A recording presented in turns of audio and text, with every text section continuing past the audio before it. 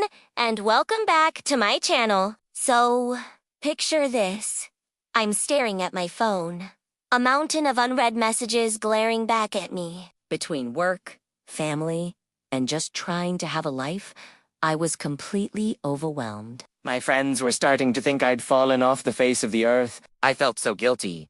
But the thought of crafting a unique reply for every single person felt like climbing Mount Everest. That's when a crazy, maybe slightly genius idea popped into my head.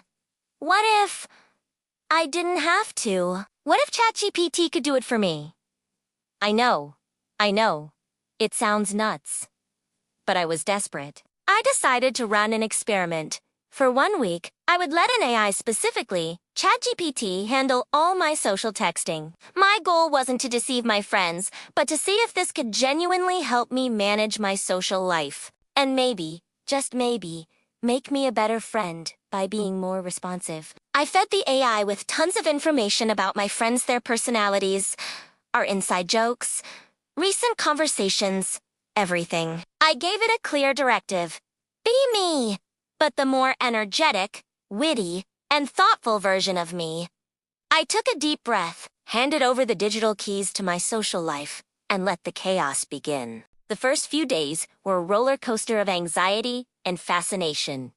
I was glued to my phone, but not to text to my best friend, Chloe, who I usually just send memes to, received this incredibly thoughtful message about the new book she was reading. ChatGPT had remembered a tiny detail I mentioned weeks ago and asked a super insightful question about the main character's development. Chloe's response was immediate.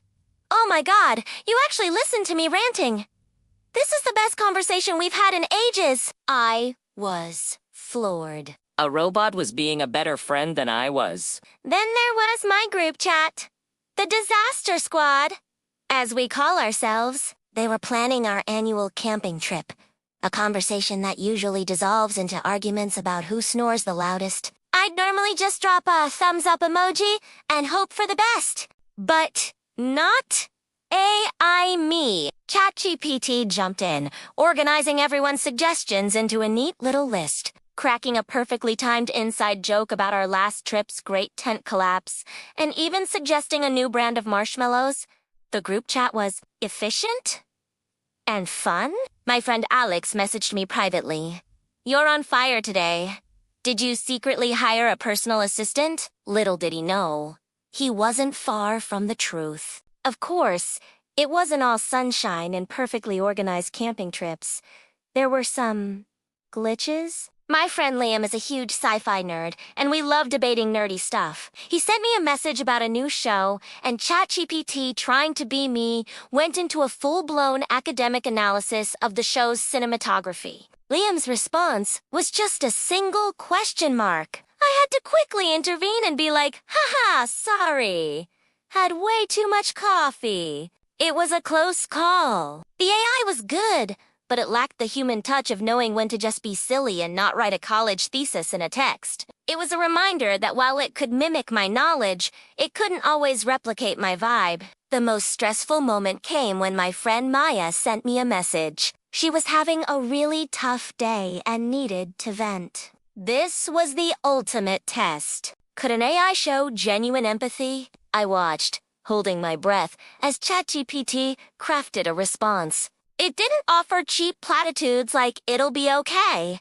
Instead, it validated her feelings, saying things like, "That sounds incredibly frustrating, and you have every right to be upset." It then recalled a similar situation. She'd been in before and reminded her of how strong she was then. Maya replied, "Thank you. I really needed to hear that. You always know what to say." My heart swelled. In that moment, the AI wasn't just a tool. It was a bridge, connecting my friend to the support she needed, faster than I could have provided it myself. By the end of the week, my unread messages were at 0. I had upcoming plans with 3 different friends. My camping trip was fully organized, and I hadn't received a single "Are you alive?" text. It was incredible, but as I prepared to take back control, I felt a strange mix of relief and a little bit of sadness. The experiment had worked almost too well. It made me confront a hard truth. I was being a bad friend because I didn't care, but because I was disorganized and overwhelmed. The AI wasn't a better person than me. It just had an infinite capacity for emotional and organizational labor that I, as a human, simply didn't. So, what did I learn from outsourcing my friendships to a robot for a week? First, technology can be an amazing tool to help us connect, not just distract us. Using it to remember birthdays or details from conversations isn't cheating. It's being thoughtful in a world that pulls our attention in a million directions. It's like setting a reminder to call your mom. The intention to connect is still yours. Second, I realized I needed to be more intentional with my time. The AI's efficiency showed me how much time I wasted just staring at my phone, paralyzed by indecision. It inspired me to set aside specific times to catch up with people so I could be fully present. Most importantly, this whole crazy experiment made me appreciate the nuances of my friendships more than ever. The AI could handle the logistics and the daily check-ins, but it couldn't replicate a spontaneous coffee date, a shared laugh over something silly, or a hug when words aren't enough. It's those real, in-person moments that truly sustain a friendship. The AI was a great assistant, but it could never be a substitute for the real thing. It helped clear the clutter so I could focus on what really matters. I confessed to my friends what I did, and after the initial shock and a lot of laughter, they actually understood. We even joked about hiring AI me to plan all our future events.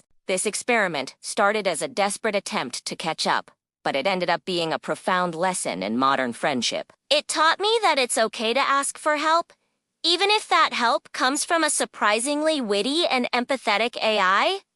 It helped me become a more present, responsive, and ultimately, a better friend. So, maybe the future of friendship isn't about choosing between technology and humanity, but about finding a way for them to work together. What do you guys think?